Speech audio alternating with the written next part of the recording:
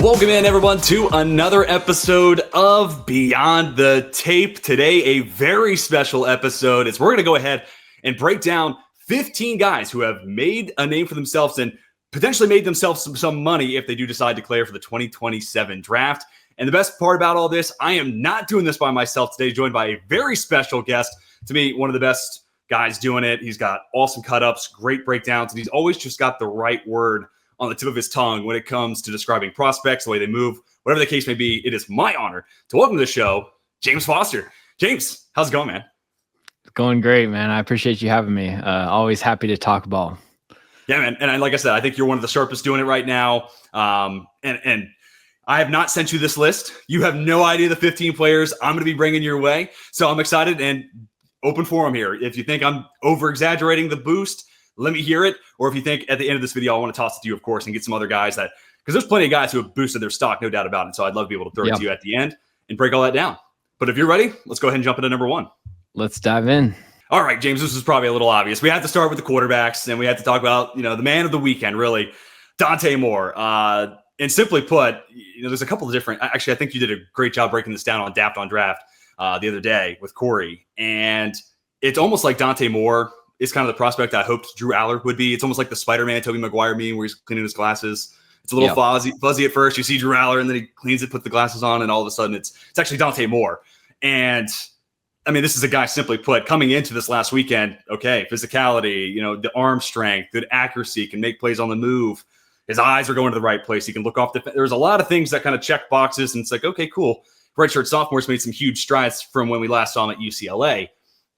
Feels like his year, sitting behind Dylan Gabriel's paying dividends, and really it just came down to, okay, can he do it against some real competition, some high-level opponents, and check that box as well. At least, through one game, they still have to play Indiana, a lot of other Big Ten games to be played, but this last weekend was the first box to check, and I thought so. He did so with strides against Penn State. Really good defense.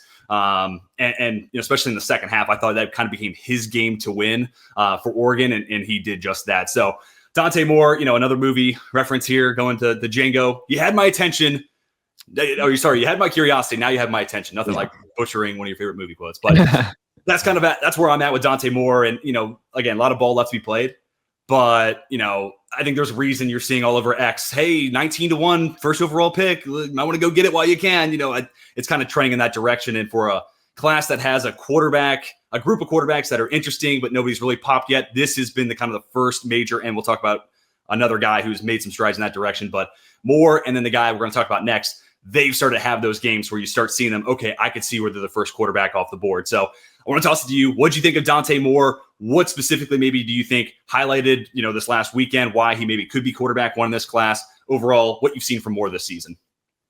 Yeah, I think over the first few games of the season, everything was incredibly sharp, but the games may have been played from Oregon's indoor facility, assuming they have one, because, it was kind of just pitch and catch with not a lot of pressure and wide open windows. And so this was the first defense that really had some NFL talent, and he rose to the occasion for sure. Definitely like somebody that liked everything I had seen from Dante Moore. I kind of tempered my expectations because, this is the first real big matchup, and he kind of blew them out of the water. I thought had some really good examples of him out of structure on the move, creating from outside the pocket, which was good to see after a lot of the first three games was kind of just within structure, like paint by the numbers sort of stuff.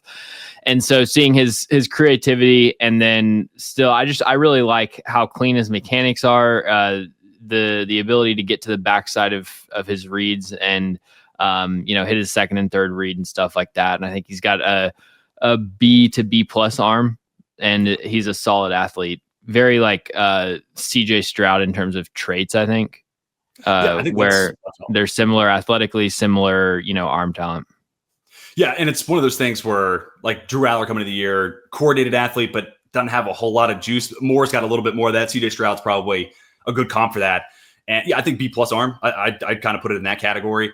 And, this was a game that I didn't think was all that great for Isaiah World. I only watched it once. Maybe once I get back to O-line checks, I'll feel differently. But to me, I thought Denai Dennis Sutton got a lot of the best of Isaiah World. And there were a lot of plays where he put pressure onto Dante Moore, and we had to see him be able to create, improvise, get outside the pocket, and extend plays. And another one of the balls that went incomplete, you guys highlighted on Daft on Draft, that incomplete pass to Kenyon Sadiq was a dot. Like, that ball is in the absolute perfect spot, left sideline. And it just goes through his hands. It's a tough catch, 2 defenders, and it is what it is. But like, whoa, that's the type of throw where you're like, okay, this is redshirt sophomore. There's something to this. So if the draft's tomorrow, we're going to talk about a couple other guys. Where would Dante Moore be in your quarterback rankings?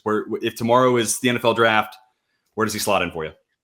Yeah, so I would have Sellers and then Dante Moore at QB2. Okay. Yeah, okay. We're not going to talk about Sellers today, but I also do want to note preseason quarterback 5. I just wanted to see a little bit more. Thought he ended last year on a strong note. And then this year, I think he's kind of continued that week over week. Again, you guys have highlighted this, and I've echoed those thoughts. We're kind of week over week minus, 7 snaps 2 weeks ago. Even that looked pretty good, but only 7 snaps. He's making incremental progress. And, was it 4 big-time throws last time out? And that was kind of a game where he put the team on his shoulder. Any big South Carolina playing was because of Lenore Sellers. But all right, let's get on to stock-up player number 2, Fernando Mendoza. Man, and Mendoza is almost, I don't want to say the opposite side of the coin, because that's not necessarily fair. But I think there's going to be an argument outside of Sellers who should go next. Moore is going to be the guy that is presented as the upside option. And Mendoza, I think, is going to be presented as this guy does a lot of NFL things, but maybe doesn't have quite the ceiling. I'd be curious to hear your thoughts on that. But he came into the year with NFL arm, NFL body from 6'5", 225 standpoint. And a guy that, throwing outside the numbers looks like an NFL quarterback, no doubt about it. And enough escapability to where you can work with that at the next level. Cal, he was just, he had to do a whole lot of work there. That was just not a good program. So now you get to see him go to Indiana. And really the first box check was that Illinois game, 63-10 final score. And I know Illinois, I know Xavier Scott, that was not necessarily the Fighting Illini defense we thought we'd be seeing against Mendoza. ONU saw that game in the preseason. But nonetheless, and there were a lot of throws within 10 yards. I think he only had 1 big-time throw, if I remember, from PFF. Yeah. But nonetheless, he's being quick and efficient, being decisive on RPOs. That's something that's naturally going to stand out to a guy in an offense that's going to run a lot of those. Gets the ball out quick. I like the release. Decisive decision maker. And then when he did need to extend and push down the field, I think of that touchdown to, I believe it was Surratt in the back of the end zone, splitting the safeties. There you go. That's that little bit more. It's not the system doing it for him. That's him creating on his own. And I know this Iowa game this last week wasn't perfect. I thought Dane Brugler did a great job kind of tweeting through some of the ups and downs maybe of that game. But really, I think Iowa came in with an interesting game plan. They also abused Indiana's right tackle like no other in that game. And they were able to speed up Mendoza, and that led to him making some iffy plays maybe and leading to that interception late in that game that almost cost him. But nonetheless, he stood tall against a lot of big hits, delivered the football. He also bounced back from that interception and ultimately led them, on a winning drive. So all in all, I think that was, maybe it's a little mixed results, but I also think he showed a lot of resiliency, which was good to see after, lack of better phrasing, a cakewalk against Illinois. But all in all, the last 2 weeks, this is kind of like, okay, cool. This guy's trending in the right direction. He's going to probably be a first rounder, barring some crazy collapse. And he just does a lot of little things right. And again, I think the system maybe puts him in an advantageous situation. It's not like Cam Ward last year where it's big time throws left, right, and center, but also turnover worthy plays sprinkled in there. Yeah.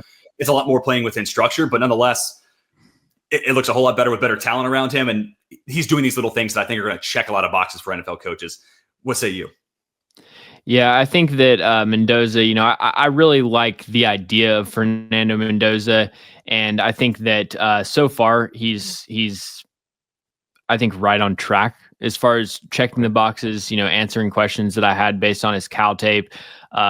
Like you said, the whole shot against cover 2 in the Iowa game was outstanding, and then that one right sideline is nuts. The seam against the free runner was great as well, but also some misses and a couple. I think one turnover interceptable pass.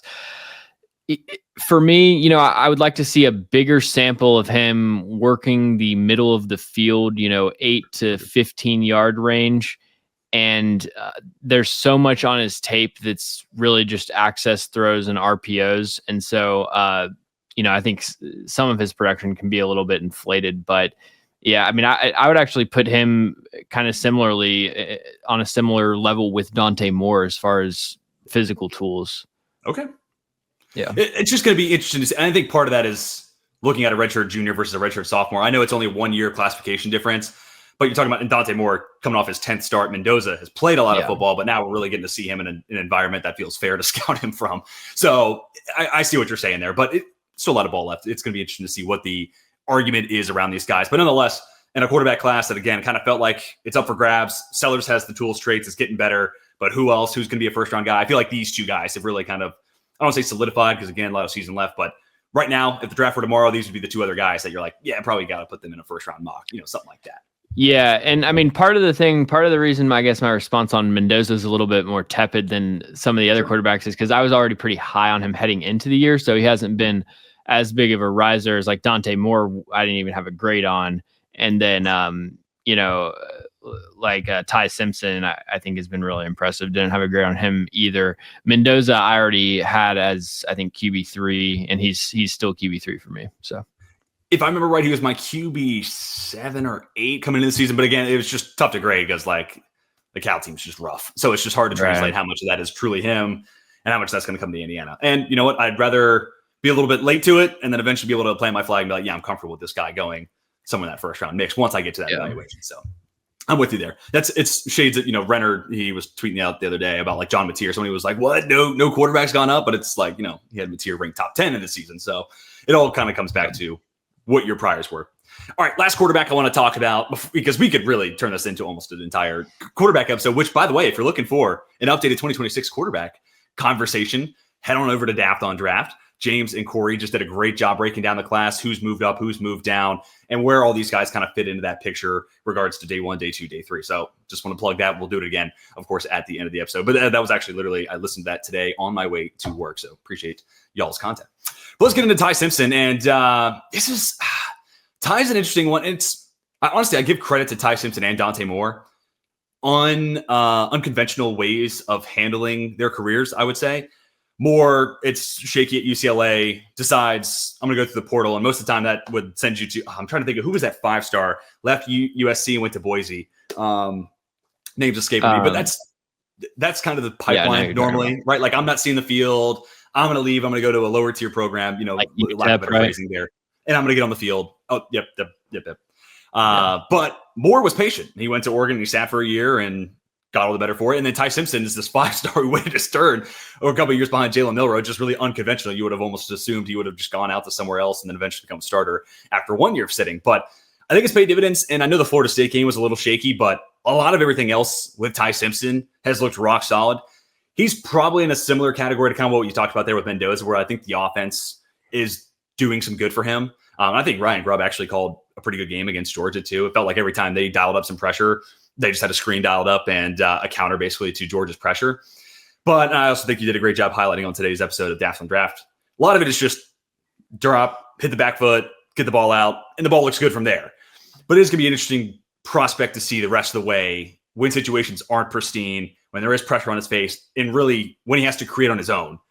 What happens then? That was one of the boxes we saw Dante Moore check this week, being able to create off script. Can Ty Simpson do that? That's what I'm curious to see. But I do think he's a solid athlete and he can pick it up and run.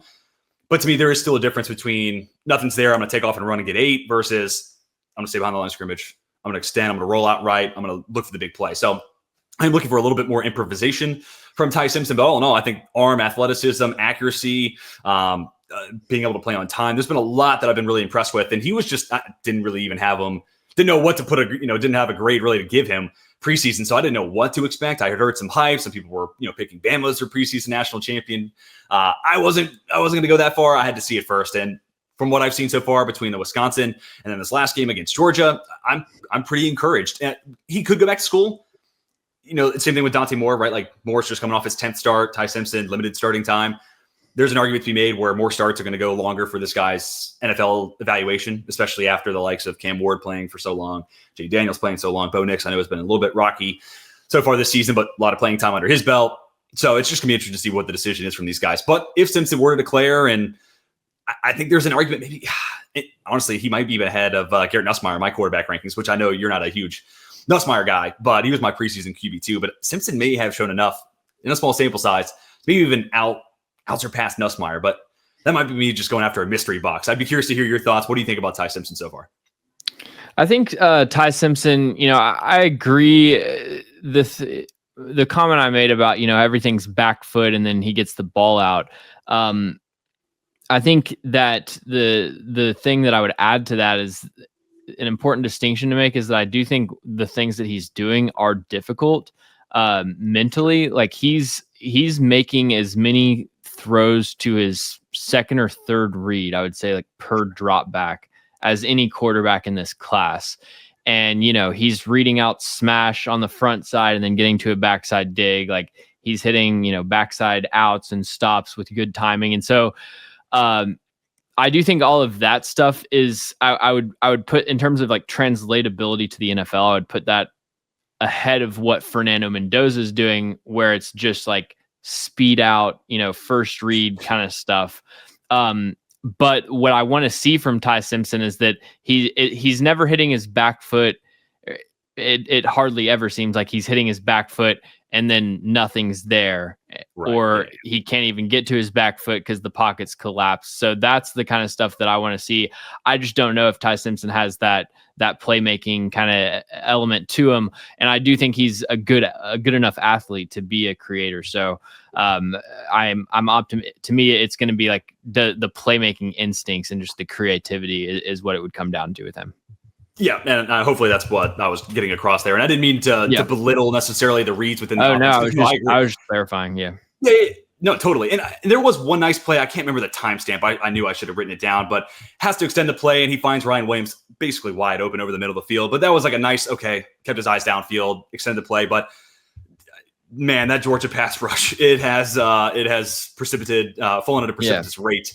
And look no further than Caden Proctor coming to that game. Only had one grade, pass blocking grade over 70, and I know this is a big conversation, PFF grades, but let's just use it for the time being. Only had one game over a 70 in pass blocking grade this year, and that was against Louisiana Monroe. So when the other one, he actually has a better pass blocking grade against Georgia than he does Louisiana Monroe. Yeah, not a great look there for Georgia. Alrighty, but let's leave the quarterback conversation. Let's get on to a couple of running backs. Justice Haynes, this was another guy that, again, it kind of comes back to your priors. Didn't have him in my preseason top 10 running backs. Maybe I'm a lunatic for that. Liked what I saw at Bama, just didn't see enough of him, really. And it's one part just because he's splitting time with Jam Miller. So I was really curious to see going to Michigan. That's going to be his backfield. That's still going to be their identity. They're starting a freshman quarterback, a good one. But not only is Bryce Underwood talented, but he's a freshman. That's also like a receiving core. I think that still has some work to be done. And I would expect to see some money thrown out to some transfers next offseason. But until that point, this is a team that still wants to run the ball, establish line of scrimmage, and play defense, and then make life easy for Underwood if possible. So that being said, I've been really impressed with Justice Haynes. I'd be curious your thoughts. I almost think he's probably a little bit bigger than 210. I feel like he's got really solid contact balance, works well between the tackles, good vision, with enough long speed to be able to break the long run. And that's, like Blake Corum, not the helmet scout, but like Blake Corum, low center of gravity. I liked him between the tackles, but, the breakaway run for Blake Corum was 25 yards. It wasn't necessarily housing it. I think Haynes got a little bit more juice, a little bit more pull away speed. And we saw that, I guess, 2 weeks ago now. So against Nebraska. So a little bit more intrigued with what we have here in Justice Haynes. And this is like an ever evolving running back class, right? Because I came into the year like, okay, Mekhi Hughes, that's a top 10 running back for me. Quentin Joyner, top 5. This is going to be his breakout year. Not so much. So it's been this running back class. I'm still kind of shuffling through who's going to be the top guy, who's going to be the next couple of guys behind Jeremiah Love and Jonah Coleman, because those guys have been awesome. But like Jay Knott, another guy, I had top 5, wanted to see the hype, wanted to see him get back to his Cal self. Can't see the field. So don't know what the deal is with that or Hughes. But nevertheless, it's kind of this evolving running back class. And I look at Justice Haynes, and it's going to be hard for me to not see a productive back the next level. May not be elite or anything like that, but feels like one of those backs that's going to be an early down workhorse I use lightly, but an early down back in the league for a good while. And he's going to have a solid production year. And I don't know if he'll be a lead or anything like that, but he'll live around the league and he'll get some early down work. What have you seen from Justice Haynes? Where was he preseason for you? And then what maybe has changed in your evaluation? Do you think he is a stock up guy? So I did not evaluate him over the summer, but so definitely a stock up guy just by definition of his grade going from NA to third round grade, which is what it is now. But, a lot of them in the same boat. Yeah, he's my RB3. I think like to me he has probably the second best breakaway speed in this class behind Damon Claiborne of guys that I've watched, and then probably like I would put Nick Singleton at third, maybe Jeremiah Love. But I would like to see his median run be a little bit higher. He's got a good average, I'm sure, because he has one like 80-yard touchdown every game. Right, exactly. But when you watch his tape, it's a lot of like there's some iffy vision. The contact balance isn't amazing to like churn out to add 1 or 2 yards to every carry. So I feel like it's a whole lot of nothing and then one insanely good play every game. So I would like to see just better average from snap to snap, better median from snap to snap. I hear that. Also, I'm just curious. 6 forced missed tackles so far this year from Nick Singleton. Looking it up real quick right now. I believe it's 16. Yeah, 16 for Justice Haynes. Why is Nick Singleton not making guys miss? I have no idea how someone can be so athletic and yet the forced missed tackle rate can be so low. Do you have any I'm going off script here, but like any idea why someone could do that? Well, I don't know. I've never thought he was very like dynamic or elusive in the open field, especially once he's built up speed. He's kind of a full steam ahead, like a missile that kind of can't turn. Locomotive needs the tracks. Yeah. And so, I think to me, it's just you have to have sort of the deceleration ability to be elusive in the open field, and he probably does not have that. That makes sense. And then you look at, conversely, a guy like Devon Claiborne who has like all the stop-start you could ever want, and that's why he can be so shifty. Makes sense. Yeah. I'm just curious. Again, you just, like I hyped you up at the beginning, I always feel like you just have the right word, right way to describe it. So just curious, picking your brain here live on the fly. But Justice Haynes up to your RB3. That is awesome. I don't know exactly. I have to go back through and I'll do official RB running back rankings once I'm like fully there. But which I'll probably do in the next couple of weeks to get a mid-season update. But nevertheless, he'll be at least in the top 8 because I've liked what I've seen so far. But I do agree, it's a lot of home run to potentially nothing. Yeah. Another running back. I'm going to toss this one to you because this was a guy that hand up hadn't watched any Hollywood Smothers until you talked about him a couple of weeks ago. So for people who were like me, don't know who Hollywood Smothers is, how would you describe his game? He is kind of like, I feel like almost a more controlled and more athletic version of Isaiah Pacheco. I feel like, he's like, I feel like there's more home run burst. There's more, he's one of the most dynamic athletes, moving laterally. And, there's also some Ja'Cory Cross-key merit to his game. I feel like, where he's kind of this tall, slender, but like very creative back. Yeah. The body type is not ideal for me. And I definitely have a type for running backs where I like the bowling ball kind of muscle hamster types. But I think early 4th to late 3rd for Hollywood Smothers. The production's been great so far and really impressed with what I've seen. Yeah, the first thing that popped out to me was because once you see 195, it's kind of like Claiborne, where it's like, all right, this guy's gonna be pretty fast. He's gonna be super athletic, but really, it's his feet, man. This guy's light on his feet, and like you said, he's creative. So I like that a ton. Again, the 195 part, I think we might be. I mean, I say that on the day where Bucky Irving's about to go on IR. It sounds like, but I feel like 195, we may eventually get to a world where that can be your like go-to back in a committee. But let's be honest, the NFL, it's committees across the board, so it's gonna be interesting to see how you manage the wear and tear, but. I was also high on Brashard Smith, 195 pounds, and hearing you say late 3rd, early 4th, that's kind of the range. Not saying that he's Brashard Smith, but that was kind of the range where I was like, add this guy as a compliment to your running back room. I think you're getting a real weapon. Again, doing so in different ways here. But I'm kind of with you there where like Smothers, especially if he's there top of the 4th round, I need a playmaking back. I need someone who's going to create the big play. I'm trying to think of a team that would be a good example. You're the Los Angeles Chargers. You got Hampton long term, but you want another guy, and you're out on Kamani Vidal for whatever reason as a Vidal stand. Right. That could be that type of compliment where he goes a long way. So I'm with you in stride there. And I'm glad that you put me on his radar. It is 32 Beat Writers season, August, when they can make you a lot of money, especially on a platform like Fast Draft. Doesn't have hundreds of best ball bro killers. So when there's an injury and you hear about it through 32 Beat Writers, you can run to the Fast Draft app and jump into a Flex 4 game. Just draft any 6 Flex players. Top 4 enter your lineup every week. Or the Rabbit, 15-round best ball. Get your quarterback wide receiver stacks, get your running back sleepers. And if you follow 32 Beat Writers, you can jump into these draft rooms and be like, oh my God, I'm avoiding this guy at all costs, and I'm gobbling up all of this other running back before the larger public is fully aware, has fully digested the ramifications of the information that 32 Beat Writers is sharing. So go get Fast Draft, type in that code 32BW. 32BW is the code. Get you a $50 deposit match on Fast Draft. Now let's go start drafting faster. Speaking of Vidal, my one like weakness or blind spot as a draft analyst, and I'm just going to say this for anybody that listens to me. Every year I'm good for one running back that I overhype out of like for no reason. And it was Vidal. It was Damian Martinez, who apparently sucks and was my RB7, I think. So yeah, I'm good for one just like whiff at running back every year, just as a warning. Well, I feel like that running back class with Vidal and Corum, that just really wasn't that great of a class. I had to go back double check that whole list. But Vidal was my RB6, and I was like, dude, he's like Blake Corum, but at a smaller school, maybe a little bit less contact balance, but more big playability.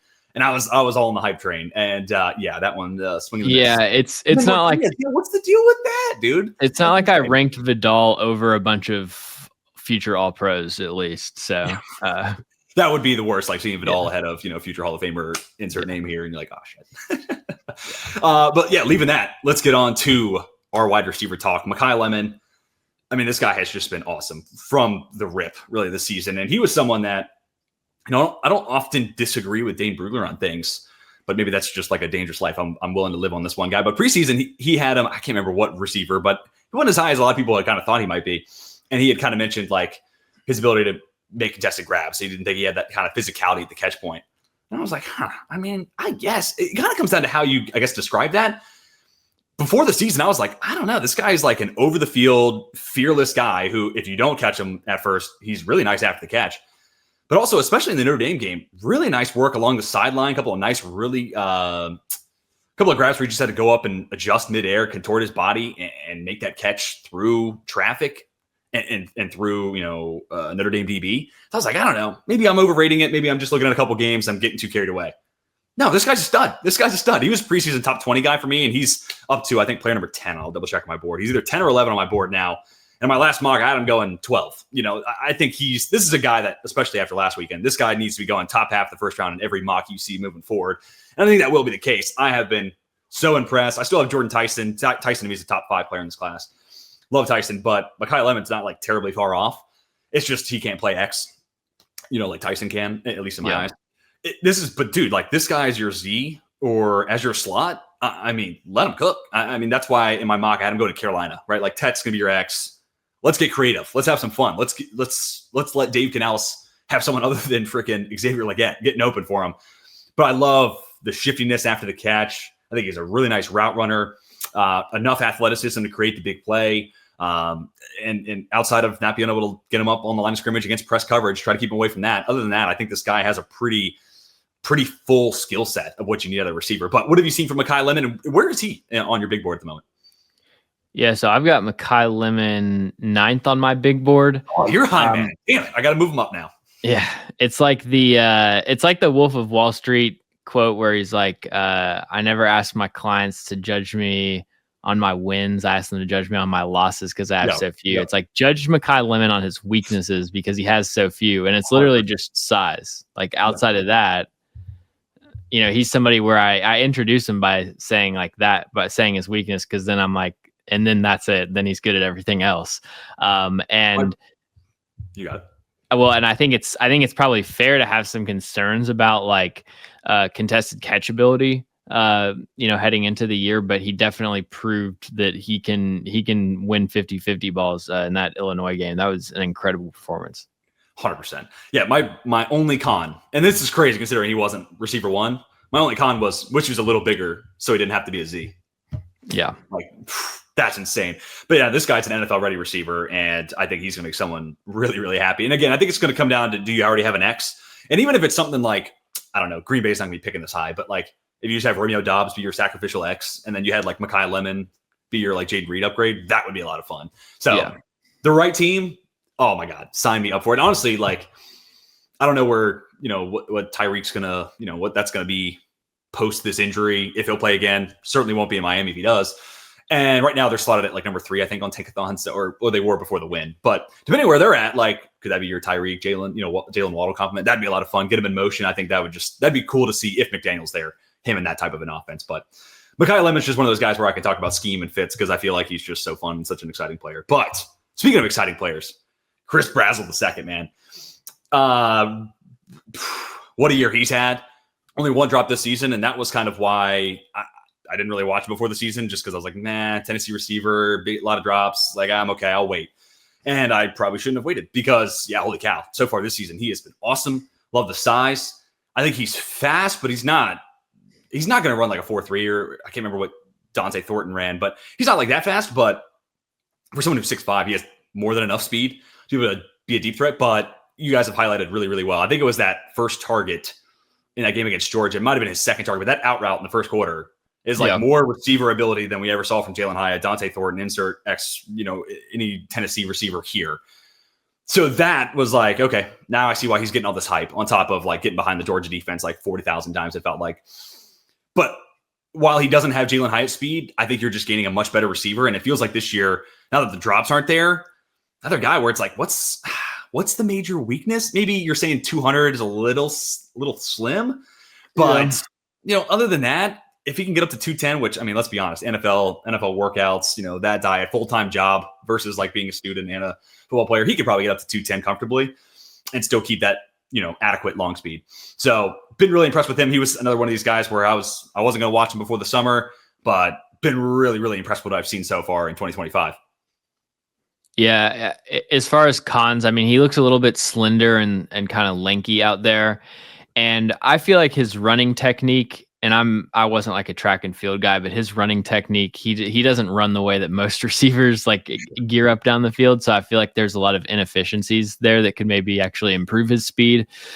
And yeah, you said like maybe I should have watched him last year. I don't think you missed a whole lot on his 2024 tape because he really just didn't look like a natural catching the ball at all. So it's been a total transformation of his game, and you're seeing he's kind of, he's built like Dante Thornton, but trades off some of the elite linear and vertical athleticism for more fluidity laterally.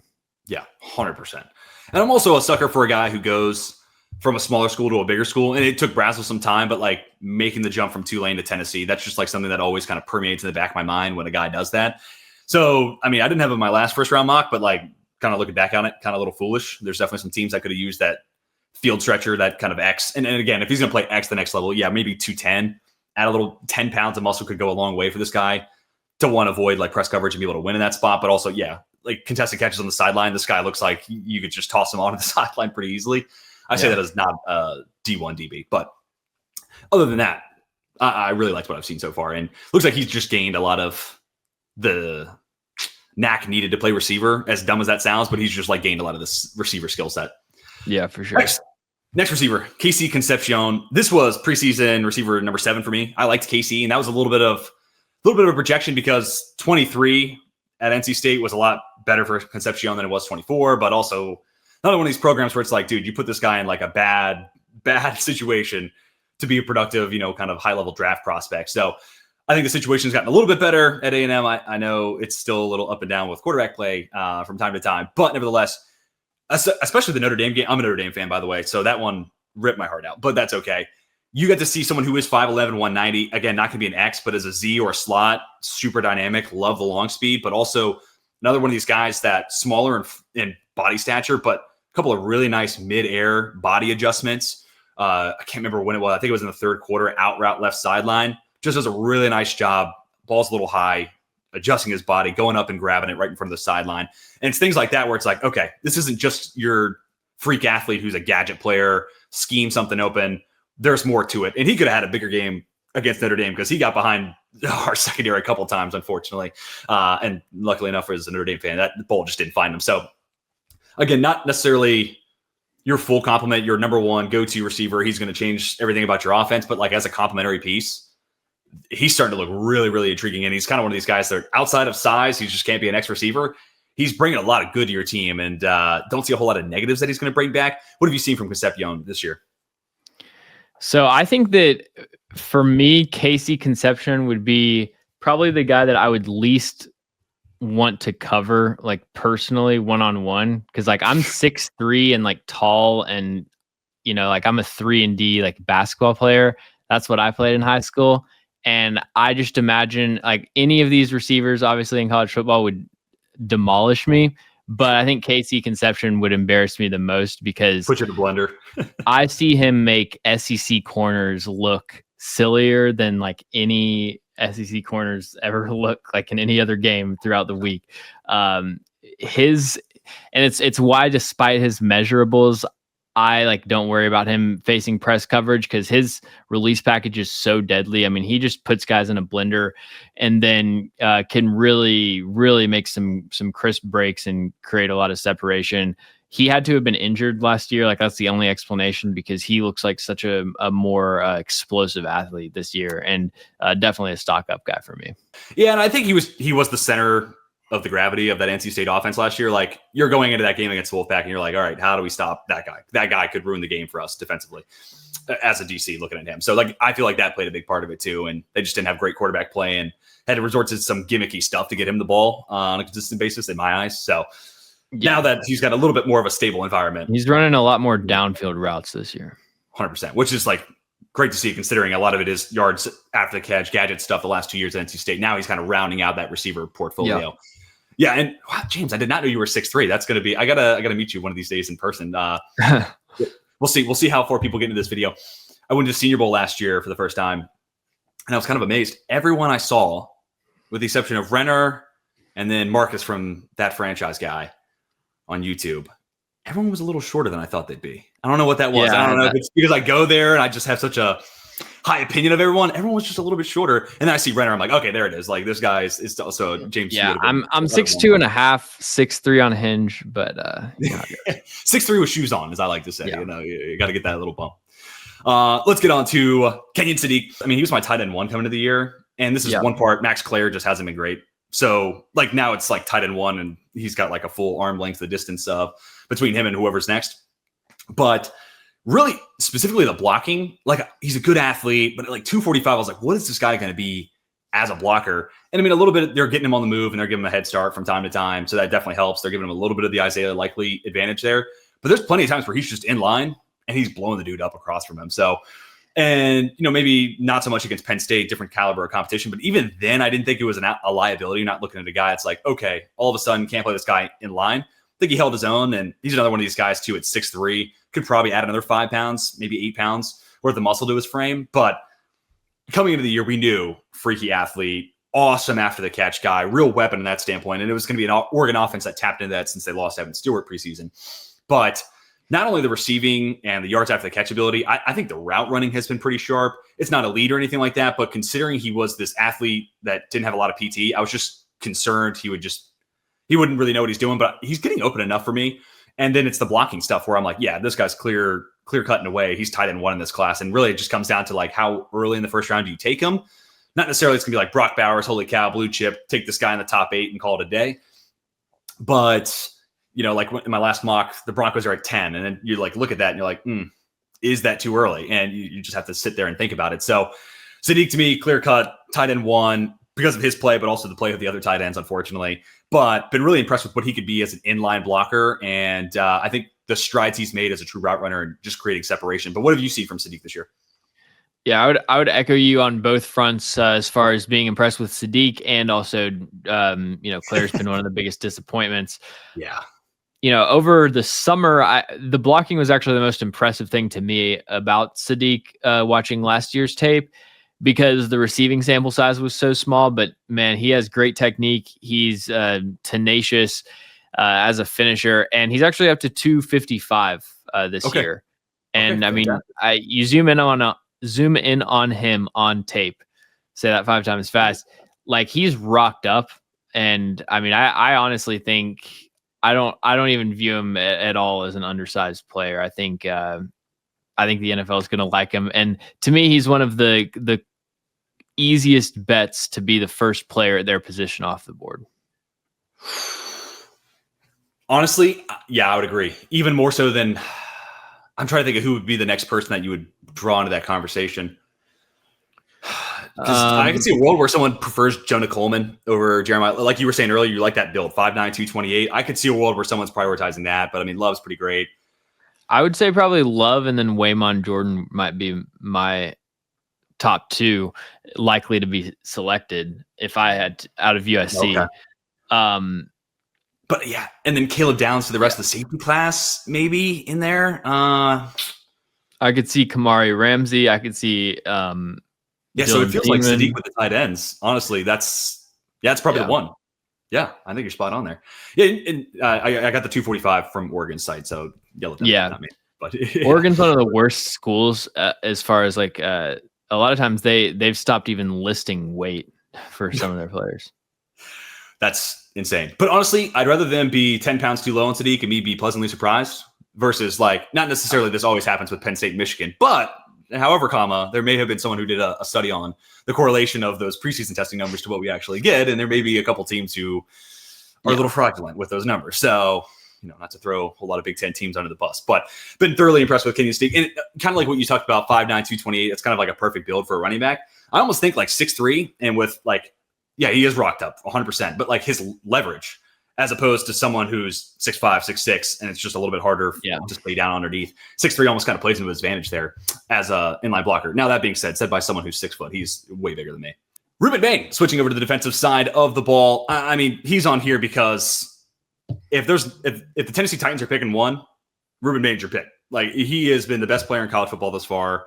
I had a tweet, I guess it's 2 weekends ago now, or after the weekend of games 2 weeks ago, where they put out updated Heisman odds and he was nowhere in the top 12. And I was like, what are we doing? Like, I get it. It's not a defensive award. I understand, but this guy's the best player in college football and he is wrecking games, whoever Miami's playing that week. And Akeem Mesidor has been great too, but like Miami to me has the best defensive line in the country because of Ruben Bain. But been so impressed with him just getting back to that 2023 version of himself where you have the power, you have defensive line, flexibility with where you're going to line him up. Maybe he is more of an interior guy at the next level, but he's also got so much bend for like way more bend than you would think for someone 270. So I almost don't want to move him inside just so we can see and take advantage of that skill set. But because of that stunts twist, let him get out in front of offensive linemen and take advantage of that bend. That could be a real explosive way of using him at the next level. But all in all, Ruben Bain has brought everything to the table that you could have possibly wanted after seeing what he was as a true freshman. And even I said before the season, his 24 tape is not nearly as good when you see the 23 tape, but it still would have been enough to like warrant top 100 discussions. Like, hey, could this guy be a top 100 player? Yeah, sure.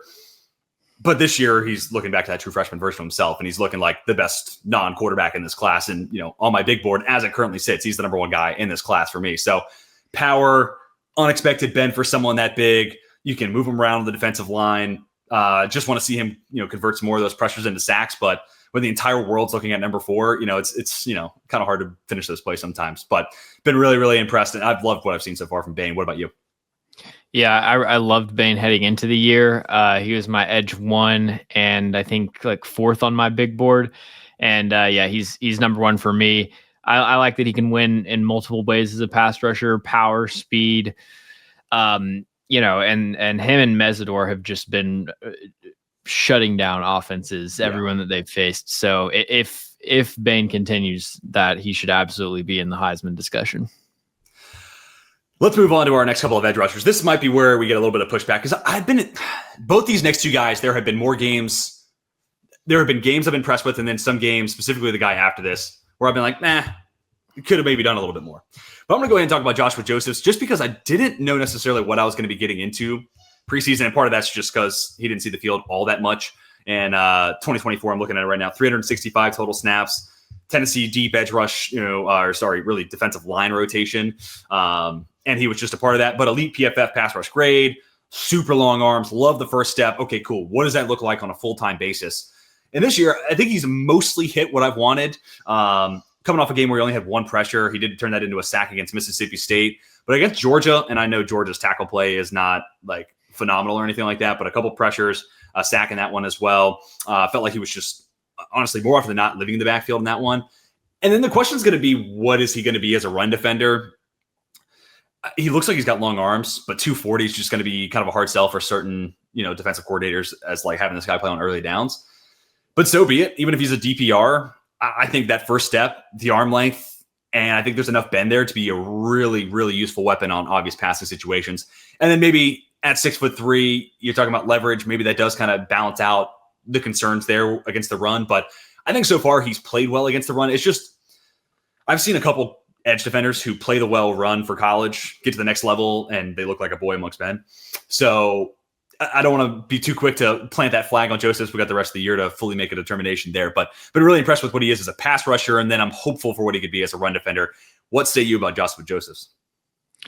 He's been really impressive, just kind of stepped right in for James Pierce Jr. Not quite as prolific as a pass rusher, but you mentioned the length. His verified arm length is 34 3/4 inches, but he is 237 pounds. So that's going to be a big issue as far as playing the run. And his tape and run support is really good in college because he gives high effort and but like you said, we're not drafting these players to play in the SEC. We're drafting them to play in the NFL.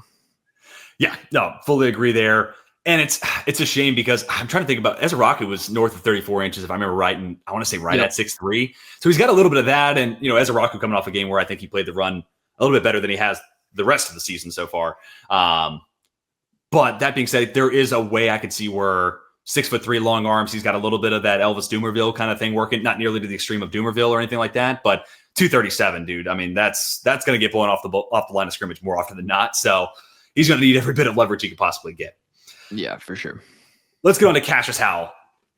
I like Cassius Howell, but he's another one of these guys where like DPR type for sure, off rip to me. And I will say the highlight of his season came on 3 consecutive plays against Utah State. So yeah, they are sick plays to win 3 different ways. But at the end of the day, it's Utah State.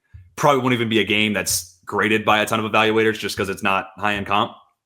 That being said, it's just a guy where I didn't know what I was getting into the season. That's been a common theme throughout this video, just because he didn't get to play that much last year, 485 snaps, 221 of that being pass rush snaps. But it's because he was behind Scored and he was behind Shamar Stewart. So I just wanted to see what it looked like on a full-time basis. The USC bowl game last year was a really encouraging, okay, whoa, this guy might be something.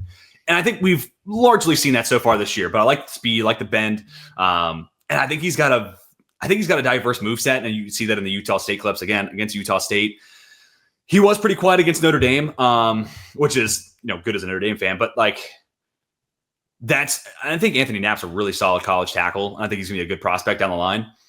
But like it would have been, and Emil Wagner's almost kind of built to be a tackle that can handle a Cassius Howell way more than he can handle a Ruben Bain, as we saw week 1.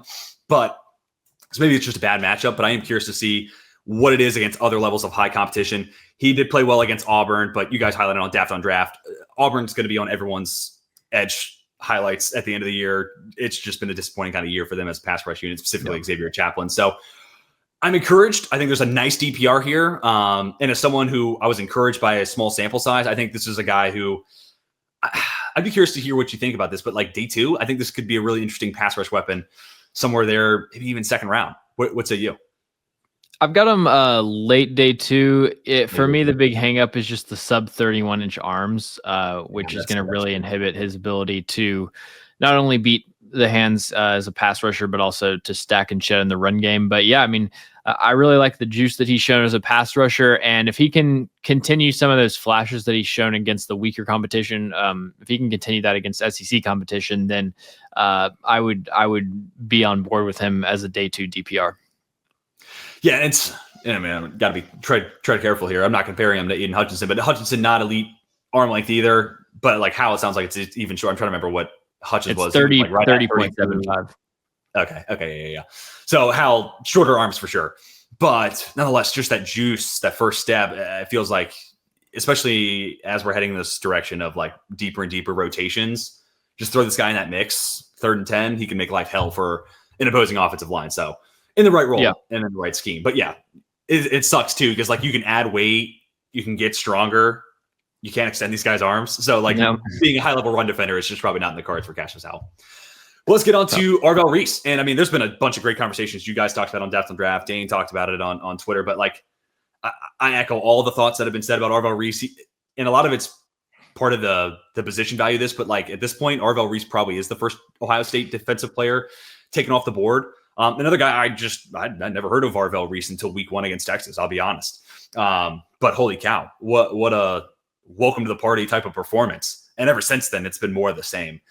I think coverage is probably a little bit of a work in progress. And I think this last week, I think PFF got him for like 50 yards charted, but I had to go chart that myself to just verify. But I think coverage is probably where you feel his lack of experience maybe the most, and he just needs to generate a feel for that. But dude, playing downhill, this guy brings it all to the table. I think he's a really nice run defender, fills in lanes. 243. He's not one of these small turn and run linebackers. He can go blow for blow with offensive linemen. I think you even said it the other day, kind of like Leo Chenal, where he can just like stack and shed a center, which is like ridiculous. But then also as a pass rusher, I think he's like a really interesting prospect from that standpoint. He's gotten a lot of spy duty, and then Patricia's used him in like really interesting ways with kind of like the bluffing drop into coverage and then sending him, and he's untouched. And he did that a couple times against Texas. But nonetheless, I think with his power and then length that I think is there, I think there is something where he could be used as a really interesting blitz package player. So really like what he is playing forward. Do you think he needs to gain a little bit of a better coverage feel, work in the middle of the field, that sort of stuff? But I think that will come with time and just experience. And also he is benefited by playing next to a former safety in Sonny Styles, and then one of the best downhill safeties in Caleb Downs in the country, the best downhill safety in the country, Caleb Downs. So all in all, been really impressed. And again, this is the first stock up of the year. So this feels like old content talking about Arvell Reese, but nonetheless, first time we're getting to talk about him here as a stock up candidate. And let me hear your thoughts on this. I think drafts tomorrow, I think I'm taking him as the first linebacker off the board. Preseason, I had CJ Allen, but I think Arvell Reese. Then honestly, I might go Reese, Styles, Allen, Hill. I don't know. That's tough between Allen and Styles, and it kind of comes down to what you're looking for, coverage feel versus playing downhill and stopping the run. So let me hear your thoughts on that one, linebacker rankings, but what you've seen from Arvell Reese this season. Yeah, so at this point, I would go Reese, Allen, Styles, then Jake Golday out of Cincinnati. Golday was one of the guys that just left. Then probably Whit Weeks out of LSU, and then maybe Anthony Hill out of Texas. Arvell Reese. So let's see, listed 6'4", 238. I think the stack and shed ability is the most impressive aspect of his game. The way that he can just ragdoll offensive linemen. You mentioned that coverage is one thing that he has some issues and some inexperience in. He really just, especially because like Caleb Downs is going to be playing the middle hole defender. Like he plays zone coverage between the hashes, 12 yards downfield pretty much every play. And Arvell Reese, especially if they're going up against a mobile quarterback, which they were against Washington, he's spying almost all the time. And so he just doesn't get a lot of reps dropping into zone coverage, which is common for college linebackers. So that is the one fog of war aspect of his profile, but just like what he can do at the point of attack is absurd. And then ridiculous closing speed for someone who's 6'4". Like this guy, so fun to watch. But one of the best stories so far of college football in my eyes. And you mentioned Jake Golday. I'll mention I had 5 more guys. I almost did 20, but we're almost an hour, so I've wasted enough of your time. So 5 more guys would have been way too much, but I'll shout out those guys towards the end of this video. But I decided to go with Jacob Rodriguez instead of Golday. One, because I just had no expectations for Rodriguez coming into the year. And that sounds horrible, but I really just didn't think there was anything. I kind of like Kane Madrano-ish, where it's like good athlete, get him on special teams, let him be fast and athletic and fly down the field. But he still brings that to the table, but he's got really nice athleticism, been a solid player in coverage, sideline to sideline speed, and then also crashing down. And again, he gets the benefit of playing in front of maybe the second best defensive line in college football at Texas Tech. But this guy can shoot gaps, get in the backfield in a hurry, and he's been a solid tackler so far this season. So he's a flavor of back, and I'm not talking about first round like I was with Arvell Reese here, but again, Jacob Rodriguez, I just had no expectations for coming to the season, but all in all, I think he's actually put together a really solid portfolio of tape so far this season that probably not a day 2 guy. I'd say almost certainly not a day 2 guy, but like if he was one of the first backers taken on day 3 and he went in the 4th round, it wouldn't shock me. It depends on the scheme too and what you're going to ask him to do, but been really impressed with him thus far this season. And again, a guy I just didn't really know what to expect. Didn't have any expectations for coming to the season. Have you watched Jacob Rodriguez? And if so, what have you thought? I have not watched Jacob Rodriguez, but I have seen him like mentioned as a riser in some other places. So he's somebody that's kind of on my to watch list. And now that you mentioned him, I'll move him up. I have a hard time thinking it was my recommendation that did it, but I will take the credit nonetheless. But yeah, Jacob Rodriguez, probably, I think a solid day 3 kind of athlete linebacker. And then also 235. I think he was listed at 225 last year. So if he's trending in that direction, that goes a long way for me as well. All right, last stock up, guys. Another one that everyone's already talked about. So old news here, but Mansour Delane, if the draft was tomorrow, again, I say this without having seen Jermod McCoy in 2025 yet.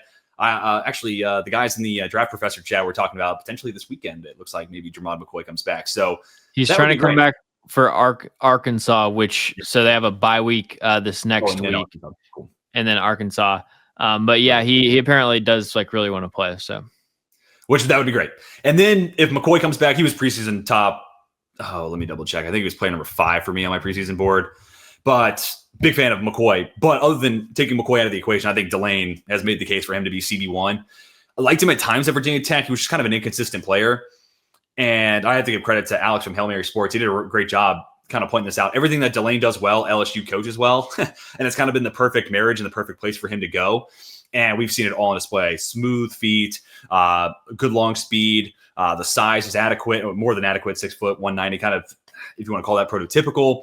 But also 4 PBUs this year. That's as many as he had all of last year. Also got the INT, so we're seeing some of the ball production as well. Only allowed 6 catches so far this season. I think he's been tremendous. That whole LSU defense has been unbelievable. Blake Baker, all the flowers in the world to that guy. He's about to become a head coach sooner rather than later. But yeah, been loving what he's done with that defense. But I think part of the reason he can do that is because he at least has one guy who can shut down an opposing number one. I've been really, really impressed with Delane. And like I said, if you were to say McCoy doesn't declare, I think Delane's probably CB1.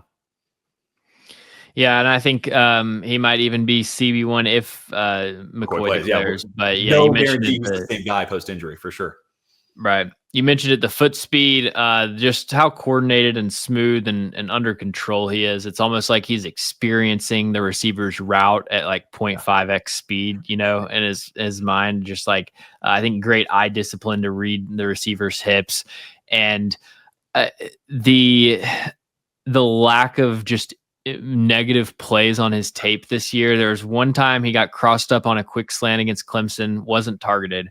And then he gave up, I think, a 22-yard reception, which I believe is the one first down he gave up this year. And it was on literally a pick play that you couldn't even really blame him for. So it's just such a bulletproof, rock solid resume so far. And if he keeps this up, yeah, he's a top, 5 to 7 player.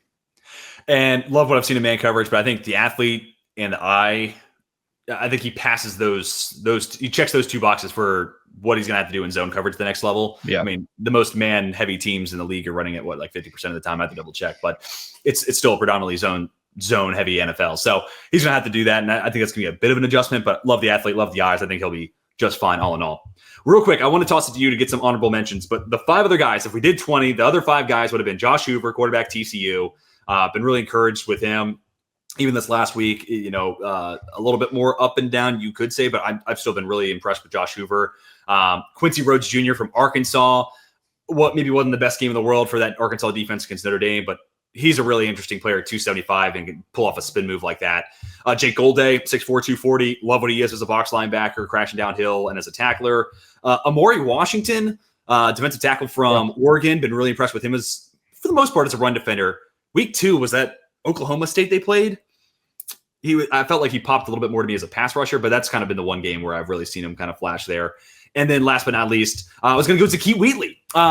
He was someone that I don't know. Somebody must have pissed in my Cheerios that day, but I just, when I watched him over the summer, I was like, he's a good player. He's a good athlete, but I don't know. He's okay.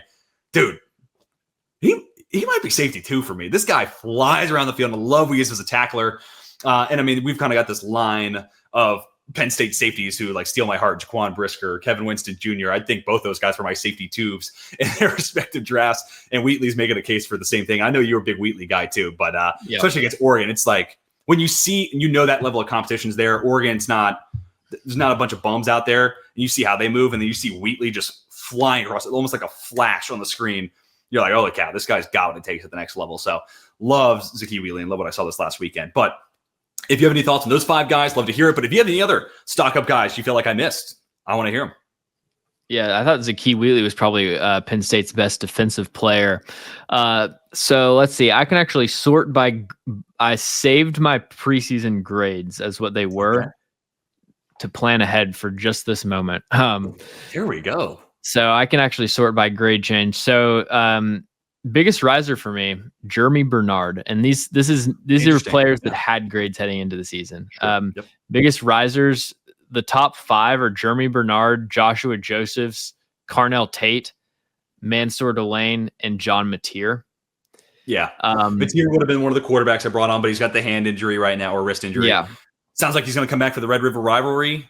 That if he balls out in that game, he probably does declare. If he comes back shaky, I could see where maybe we're talking 27 for him. Real quick, Bernard, I liked, and then Tate, I liked a little bit more. They were both just kind of like high floor guys. I liked them, but I wasn't entirely sure. Bernard showing me more than I thought. Maybe I just underestimated him. They're drawing up a lot of design screen game stuff for him, but he's just a consistent route runner, does little things, friendly presence over the middle of the field. And a lot of the same can be said about Carnell Tate, where he's just big body, sure-handed, throw it up. This guy's going to make the play. And you also saw him work back to the football a couple times against Texas, which always makes you QB friendly on top of being, 6'4". So yeah, I've been really impressed with both those guys too. Those are great shouts. Yeah. And let me see if you want, so there's also a lot of players that, let's see, that I didn't have graded heading into the season. These are actually probably the bigger risers because they weren't even on my radar, but like a lot of these guys you hit on, Arvell Reese, Chris Brazel, AJ Halsey for LSU is just a demon flying downhill. CJ Daniels. Yep. I'm sorry. And the forced fumble last week. Yep. Wide receiver CJ Daniels out of Miami was really impressive, especially earlier in the season. Tennessee cornerback Colton Hood.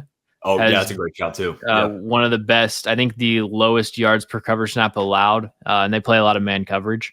Yep. And I would also shout out Indiana receiver Omar Cooper Jr. I very nearly almost put him in here just for you guys. Yeah.